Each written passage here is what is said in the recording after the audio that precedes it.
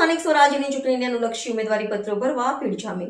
ડભોઈ ખાતે સ્થાનિક સ્વરાજની ચૂંટણીને અનુલક્ષીને ઉમેદવારી પત્રો ભરવા ભીડ જામી. ભાજપ, કોંગ્રેસ, અપક્ષ અને આપના ઉમેદવારોએ ભર્યા ફોર્મ. ડભોઈ નગરપાલિકાની 36 બેઠકો, તાલુકા પંચાયતની 20 બેઠકો, જિલ્લા પંચાયતની 4 બેઠકો માટે ભરાઈ રહ્યા છે ઉમેદવારી પત્રો. ફોર્મ ભરવા માટે સેવા સદન અને તાલુકા પંચાયત ખાતે ઉમેદવારો સમર્થકોની ભીડ જામી. ડભોઈના ધારાસભ્ય શૈલેષ મહેતાએ ડભોઈ નગરપાલિકા, તાલુકા પંચાયત અને જિલ્લા પંચાયત જીતવાનો કર્યો દાવો. 11 વાગ્યાથી ફોર્મ ભરવા માટે સેવા સદન અને તાલુકા પંચાયત ખાતે ઉમેદવારો સાથે કાર્યકરો, સમર્થકોની ભીડ. સ્થાનિક સ્વરાજ્યની ચૂંટણીનો માહોલ જામી ગયો છે. આજે ફોર્મ ભરવાનો છેલ્લો દિવસ. ડભોઈ નગરમાં ડભોઈ નગરપાલિકાના ઉમેદવાર ભારતીય જનતા પક્ષે જાહેર કર્યા છે. આજે એ તમામ ઉમેદવારો ફોર્મ ભરી રહ્યા છે અને હું નગરજનોને અપીલ કરું છું કે તમામ ઉમેદવારોને જંગી બહુમતીથી જીતાડે.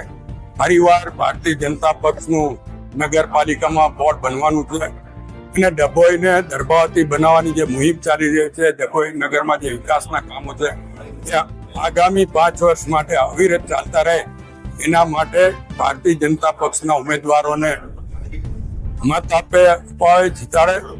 અને ખાતરી આપું છું, ભારતીય જનતા પક્ષનું બોર્ડ બન્યા પછી જે છેલ્લા 5 વર્ષમાં કામો થયા છે એના પણ ડબલ ગતિએ કામો વિકાસના આગળ વધશે.